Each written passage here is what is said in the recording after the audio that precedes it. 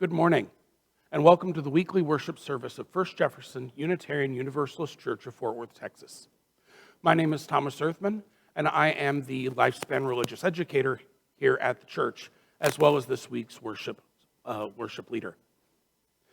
I'm going to begin today with some opening words from the Reverend William Schultz. Come into this place of peace, and let its silence heal your spirit.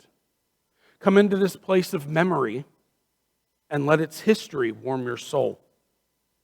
Come into this place of prophecy and power, and let its vision change your heart. All of our services for the last year have been virtual. We've been putting them online, which, aside from allowing you to watch them whenever you like, allows us to do some interesting things, like today's service, which will be made up of clips that have been submitted by participants in our religious exploration program. First among those, we have some opening music from Trevor Costello, who is a graduating senior who is starting at the University of Texas at Arlington this summer.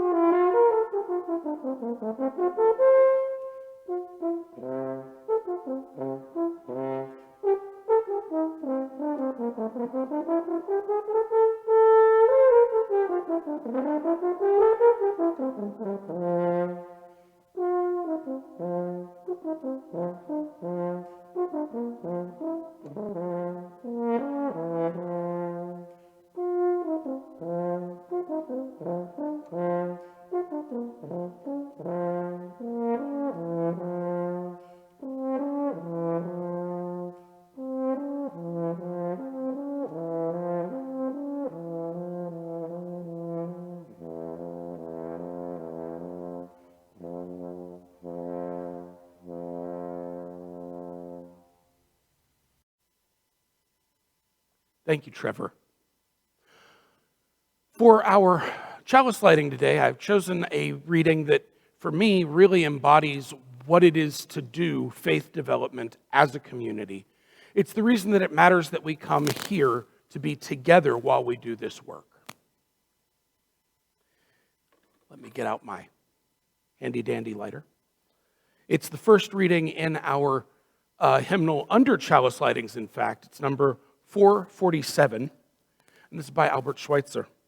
At times our own light goes out and is rekindled by the spark from another person.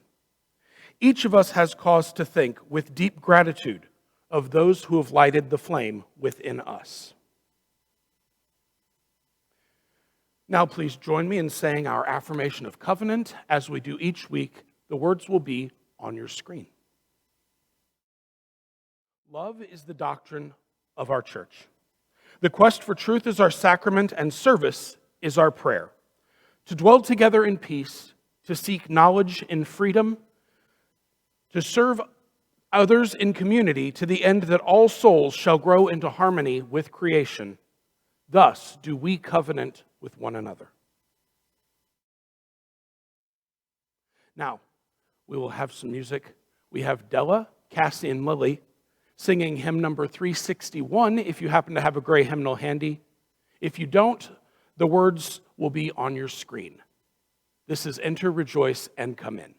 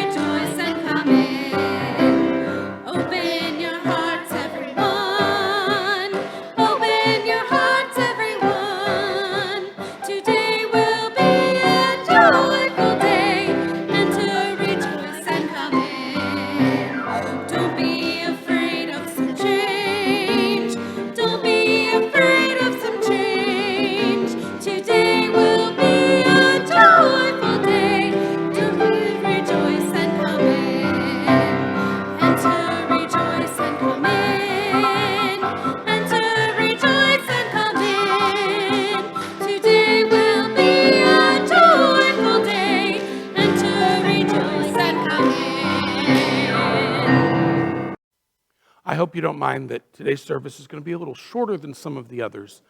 Again, we had a lot of the participants are under the age of 18, and we didn't want to stress them out with extra homework. That said, I'd like to introduce you to our Spirit Play program very briefly before I bring in our first presentation. Our Spirit Play program is for our younger kids, the kids right out of the nursery before they get into the real elementary program. It's designed around storytelling, and I've said before, both from the pulpit and in recorded pieces, how much I think storytelling is a vital part of community building and of teaching our values, our history. So Spirit Play is, in my personal opinion, a really important tool for grounding those youngest kids in our values and giving them some common language and tools with which to share their learnings with each other and their families. As the hymn said, open your heart to the song. Well, that's kind of what Spirit Play is about. With that, I give you Alice, Cece, and their mother Anne prompting them for me, talking about our Spirit Play program. Hi, what's your name? Alice. Okay. Cece. All right. And who's your best friend? Izzy. Izzy? Okay. Izzy. We love Izzy. All right. And what grade are you in? Second grade. That's right. Okay. So I'm going to ask you a few questions about church. Okay. It's been a long time since we've gone, but I miss it. Do you guys miss it? Yeah. I miss it too. So the class that we went to, what was it called? Spirit Play. Yeah. And what kinds of things did we do in class? We told stories. Okay. And we talked about them. You told stories and you talked about them? Mm-hmm. Okay. What was your favorite things you have learned about church? I don't know. Okay. That's okay. Do you have any, Cece? No. Okay. What was the most fun part of your class? Talking and like talking to friends. Talking to friends? Okay. My favorite part was the Day of the Dead story we did. The Day of the Dead story? Yeah, because after that, some people played with the fake food we used. Oh, the fake food we used? Okay, what about you, Alice? My favorite thing what we did was the same thing. The same thing? Okay. You did talk about something before when we talked about recording this video that wasn't about the stories, but a party you had. Oh, right, yeah, the ice cream party. An ice cream party? That was fun too. You remember that? Okay. Do you ever talk about things you do at church when you get home? I know it's been a long time. No. I don't really remember. You don't? Okay. I remember you guys used to talk about the stories and playing with friends, but it has been a very long time. What have you learned about being part of a church? I don't know. That's okay too. I don't know. Okay. Do you want to become, or I'm sorry, do you want to be a member when you get older? I don't know. Like what type of member? A member of our church, of the Unitarian Universalist Church. Yes. You do want to be a member? Like someone who like that person who like did the stories. Well, they're a teacher and a member, but a member just means being part of the church and going to services and working with other people to make our world a better place. Okay. Yes. Yeah, Yes, yeah. in fact. Yes, in fact? I would just like to go back then, actually. You would like to go back soon, actually? Yes. What do you miss most? Day of the Dead stories. Day of the Dead stories. Yeah. Anything for you, Alice? The stories. The stories. Yeah. And what about the playground? Wait, there's a playground? You don't remember that? Yeah, it's been a long time. We need to go Wait, now back. I do. You do remember a little bit? Like we were there before, like we were in like an area where we played it up before we actually did the church. Yeah, like we would play before class. Yeah. All right. Well, I guess please don't do that. We'll sign off. Yeah. Okay. Sure. You want to say bye? Bye-bye. Bye-bye. Thank you so much. Up next, we have something from our older elementary school, recorded right here last week. Eliza is going to tell us a little bit about what she thinks of our RE program. Hi, my name is Eliza, and I'm in the 3rd and 4th grade RE class at First Jefferson Unitarian Universalist Church. My favorite thing about RE would have to be the crafts, or maybe snack time, but don't tell anyone. My other favorite thing about RE would definitely be the friends and relationships I have made because of being in RE that I might not have had if I wasn't in this class. Thank you. Thank you, Eliza. Next up, we'll have a hymn bringing back Della and the girls. It's going to be number 1053. That's in the teal hymnal if you happen to have one. As always, though, the words will be on your screen. This is How Could Anyone?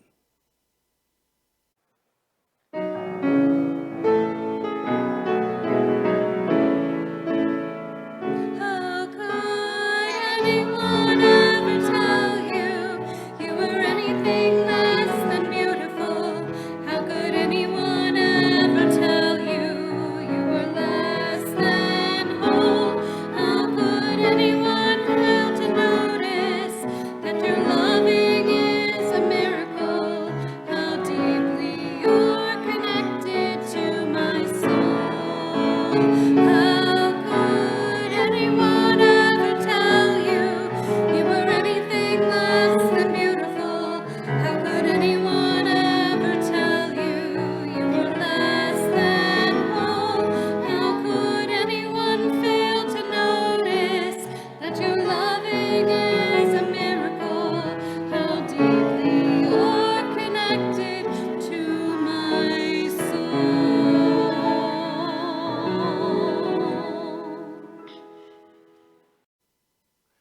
Thank you, ladies. That was lovely. Up next, we have something from one of our, now a high school student who was part of our junior high program before everything went sideways on us. Jillian is going to tell us a little bit about her experience and how she feels about our religious exploration program. Hello, my name is Jillian. I'm in the 9th grade and have been going to First Jefferson Unitarian Universalist Church for 9 years. I have always enjoyed going to Sunday school and being able to hang out around all the kids. Sunday school at First Jefferson is a safe and welcoming place. They make sure to check in with everyone and see how they're doing, and try to get everyone as involved as possible. We would get to participate in fun activities, whether we worked on arts and crafts project or we learned about religious practices and beliefs. Because of the church's influence, it helps me to have a more accepting mind. They've taught me not to judge people for what they believe religiously or not. Youth group at First Jefferson has been my community, my safe place for years. It's where I went to see my friends and family. Having a group of kids to see and to learn and do activities with has been a safe place for many kids over the years. Youth has always been a place where I could ask questions and have long discussions about recent things going on, politics, religious beliefs, traditions, and cultures. First Jefferson has been a great community for my family and others, and I hope you'll feel the same way too. I can't wait for it to reopen. Wasn't that lovely? Thank you so much, ladies. At this part in the service, I had hoped to have something from our high school age kids, but unfortunately, we don't have much of a high school age program. Lucky as I was to have Trevor volunteer to play the horn, I didn't want to put too much on him. And honestly, with school wrapping up, it's been pretty busy. So I hope you don't mind if I take just a moment to tell you a bit about the RE program from my perspective. I am a professional religious educator. I'm a member of the Liberal Religious Educators Association, or LREDA, as we call it. And I take classes on how to be a better professional educator. I am absolutely thrilled to be in partnership with some fabulous, fabulous volunteers, and of course with Reverend Annie here. I think that it is so great when I came into this job that the RE program had its own hour, that it was already intergenerational. There were already adult offerings as well as all ages for children. And I've just been so thrilled to be a part of this program as we've grown it, as we've expanded adult RE, and I'm really excited for what we're going to do in the coming year to welcome our kids back. It's not going to be the traditional program. It's not going to be happening on Sunday mornings, but we're going to have offerings, especially for our junior high and high school kids. We're going to try some things out. We want to make sure that they know that this is their family too. And it's just been fabulous seeing the teamwork, seeing all of my teachers, seeing all of our volunteers working together to pull this off. And I think that it matters, because one of the things that happens in a lot of UU churches is so many of us, myself included, came from other traditions. We didn't start out Unitarian Universalist. We don't have a Unitarian Universalist language when we get here. And in a lot of congregations, they don't develop one. They don't teach the adults that language. And so how do they pass that on to the kids? It's another reason I think that telling the stories is important. It's important that we know the names of our forebears, that we know the names of the people who gave us this fabulous liberal faith, and all of the evolutions that it's taken throughout the centuries to get to where we are today. Our religious education program does that. It does that at every age. We have stories about people from the 18th century who brought Unitarianism and Universalism here to the States and developed it into the separate denominations that it was back then, that we teach at the spirit play level. And we teach them again and again at each grade level so that we can build on that knowledge, so that we can familiarize our kids with those names. And some of those are names that you hear here from the pulpit every so often. Names like Bellew, names like Murray. And it's important that we share those stories as adults as well, so that we can have those conversations amongst ourselves, so that we have common language. As Reverend Annie talked about last week, having religious language to talk about the things that we do in our church is actually very important for establishing an identity as a community. And we've done that with our adult programming. We offered Faith Forward, which is a fabulous program for learning some of the history, both of the denomination and of the church of this congregation. And I love that we've been able to offer lots of programs that bring people not only on board with where we've come from, but also where we're going, where we think we are and where we'd like to be. We're doing that now with our Where Lecture series happening on the second Tuesday of every month. Check your courier and your newsletter. We go over the Where Lecture, which is delivered at General Assembly every year by some dignitary picked out by the president of the UUA. It's been Dr. King, it's been Cornel West, and this month we're going to be talking about Kristen Tippett, which is the same lecture we were going to do last month, that we were going to do in May, but we didn't have a lot of turnout because, again, a lot of people are wrapping things up this time of year. So you get another chance at that one, and I think it's going to be a really good discussion. And I think these discussions matter. I think we've had some really great ones in that Zoom room over the last 6 months. We've talked a lot about who we are. We've talked a lot about where we're going, what we'd like to be. And we're not going to be able to get to any of those places if we don't figure those things out as a community. Religious exploration makes that possible. That's where we're doing a lot of that work. And I hope that I will see more of you joining us. All right, so that's me. I know that there are a lot of things going on in the world. Unfortunately, I don't have a lot of notes about what they are. Please, please do share your joys, your concerns, your sorrows in our Facebook group. Share them with Reverend Annie. Share them with Carl if they are appropriate for the newsletter. Let's make sure that we're keeping this a strong community. I'd like to take just a moment of silence to think about all of those joys, all of those sorrows, all of those graduations, all of those goodbyes, all of those new beginnings. All of the things that we would be sharing in coffee hour. Some of you are still sharing via Zoom in coffee hour. All of those things that we might be more willing to share here from the pulpit if it weren't going out over the internet. They may be private, they may be personal, but they're also communal because when we share our joys and sorrows, we multiply our joys and we divide our sorrows.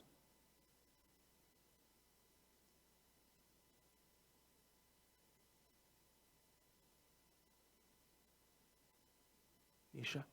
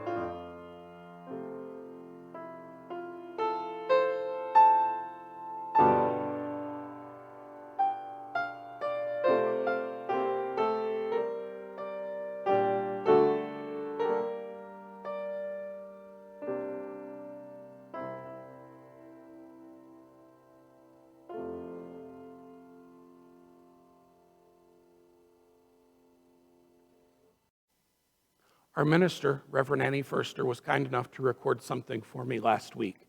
I'd like to share that with you now. Thomas asked me to do a reading today titled, "It Takes a UU Village to Raise a UU Child." It was written by Tess Baumgartner. Now I'm going to read what we believe is important for our children to learn, to know, and to experience. And when I prompt you like this, I invite you to say out loud with me, "It takes a village to raise a child." It is important for our children to know that they are cared for, to know that they are part of a larger family, an important part of a bigger human picture. It takes a village to raise a child. It is important for our children to believe in themselves, to trust themselves, to know that they can make a difference. It takes a village to raise a child. It is important for our children to know our Unitarian Universalist principles and to find ways to live them in their daily lives and to realize that the choices they make are important. It takes a village to raise a child. It is important for our children to be able to speak about our faith, to honor its history and its heritage, and to appreciate its heroes and heroines. It takes a village to raise a child. And it is important for our children to explore religious truth and meaning in the Jewish, Christian, and other world religious traditions, and to know that ours is a religion worth having because it takes a village to raise a child. It is important for our children to experience the spirit of life, to feel a sense of awe at the grandeur of the world, and to live lives of empathy and compassion. It takes a village to raise a child. I really liked that reading. It made me think of my own experience in the Unitarian Universalist Church when my children were small. And as a single parent, I took them to church and relied on that small village every Sunday morning. It also makes me think about how different our experience is in the Unitarian Universalist Sunday schools with what I learned in the Sunday school of a different faith. I remember the emphasis was on faith and not asking questions. I was told more than once that I asked too many questions. And yet I think one of the grandest experiences, if on a Sunday morning I'm sitting down there telling a story for all ages and one of the children interrupts me to ask a question, I find that the most blessed thing that we can experience because it makes me know that I too am a part of that village that it takes to raise a child. And I hope you will consider your part in that village. Thank you. Our next presenter has been a classroom teacher. She has been the co-chair of our Children and Youth Religious Education program, and she is now the chair of our Adult Religious Exploration program. She has been a fantastic partner and a wonderful leader and volunteer. Hi, I'm Julia Sexton, and I've been asked to give my perspective on religious exploration from the viewpoint of a participant, a parent, and a teacher. My earliest and deepest connections with churches have been through religious education and or Sunday school. In the liberal Protestant denomination I was raised, the lessons were not very different than those our kids get here at First Jefferson. Lessons of compassion, explorations of world religions. In my high school years, I began doubting the existence of God and stopped going to church with my family and didn't start up again until I had children of my own. I hoped that through the religious humanist lens of the First Unitarian Universalist Church of Houston's religious education program, Dan and I would find support to offer our kids the same kinds of lessons that had helped shape both of us in our early years. I haven't been disappointed. Through that program and the one here at First Jefferson, I have watched my children grow into people willing to go a little deeper, to explore their core values, to listen to and speak with people of all generations and all points of view. They are people who are repulsed and moved to action by the injustices they witness. They also have benefited from the human sexuality programs that have been made available through the UUA. I began my church school teaching with the junior high group, an age that many volunteers seem to be afraid of. I became dear friends with my co-teacher from that year and still have connection to one of the youth from the program through social media. I have since taught every grade except high school, and that's largely because there hasn't been a need for me in that spot. Up until the end of the 90s, the RE curricula pretty studiously avoided biblical teachings. What was taught was Unitarian Universalist history and values and world religions. Talk of God or Jesus was avoided. It wasn't long after we came to this church that the director of religious education realized that some of our graduates were at a disadvantage when they got into college literature classes because they didn't know the biblical stories. So she developed a program that a 3-year cycle that we would study 1 year Unitarian Universalist history and values and theology. 1 year would be a study of world religion, and the third would be biblical stories, but presented, of course, as allegory and not preached as fact. This had the effect not only of giving the teens a literary perspective, but it helped them understand their non-UU peers' religious beliefs a little better as well. One thing that I've been impressed with through all my experiences teaching is that every age group engages in profound discussions, and I get to witness ideas and understandings take root in young minds filled with wonder and imagination, as well as being moved to new understandings myself. I continue to make deep connections with the other adult volunteers in the program. When the pandemic began, I was teaching the 3rd to 5th grade group, a challenging and dynamic age where they're shedding the romanticized Disney-esque idea of the world for a much more mature view of the way things work and how they fit in. I had also just undertaken the chairmanship of the Adult Religious Exploration Committee. I hope to add some content that offered somewhat more religious self-understanding opportunities and more exploration of Unitarian Universalism itself. We planned a rotating lineup before worship, which included something for the parents of children in the program, something for people curious about pagan religions, something for social justice seekers, and classes on Unitarian Universalism. These programs were to begin the very week church closed. We did offer them on Zoom during the summer and fall, but had few participants. Folks were zoomed out. We get it. As the political and social climate became so volatile leading up to and during the pandemic, and attention turned sharply to the injustices experienced by people of color and people in the LGBT and trans community, we began seeking ways that adult religious exploration might help focus the congregation on such important issues, a way for us to work together to fight for a more equitable society. We have begun with concurrent Tuesday evening programs. One is on the second Tuesday of the month, and it features an examination of Where lectures, which is a series of lectures that has been offered at the Unitarian Universalist General Assembly every year. The second one is the UUA program, Widening the Circle of Concern.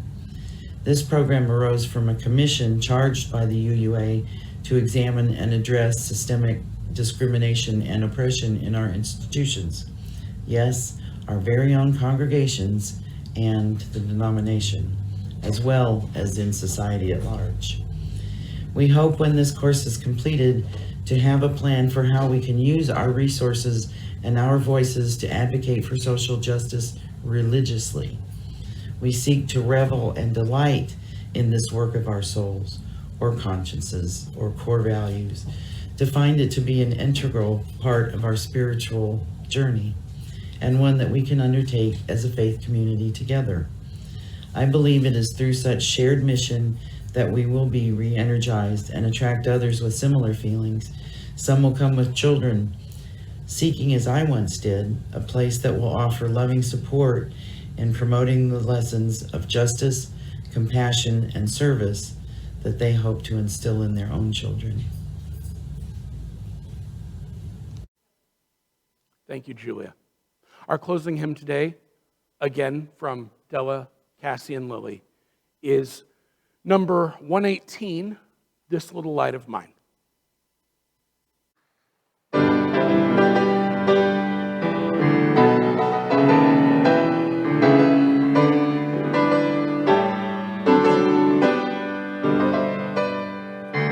This little light of mine, I'm gonna let it shine. This little light of mine, I'm gonna let it shine.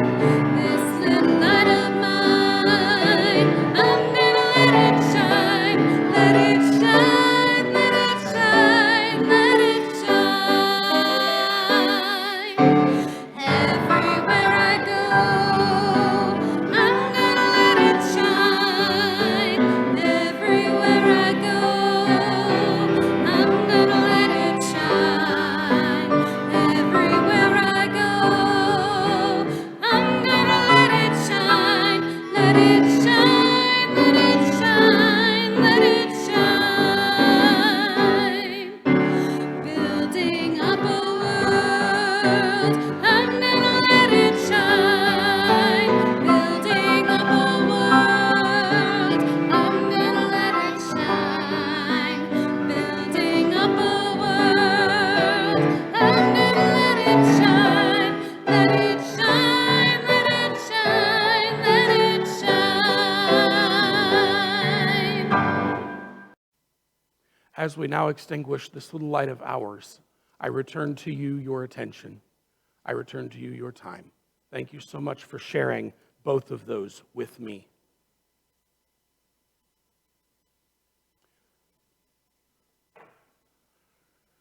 Religious exploration is what we do here. It's what happens every Sunday right here from this pulpit. It's what happens in the library. It's what happens in the fellowship hall. Our principles tell us that we should always aim to encourage one another towards spiritual growth. You get to define what your spirit is and how it grows, but you're never fully done with that growth. And may this congregation always be a place that nurtures it into whatever kind of beautiful bloom it's going to be.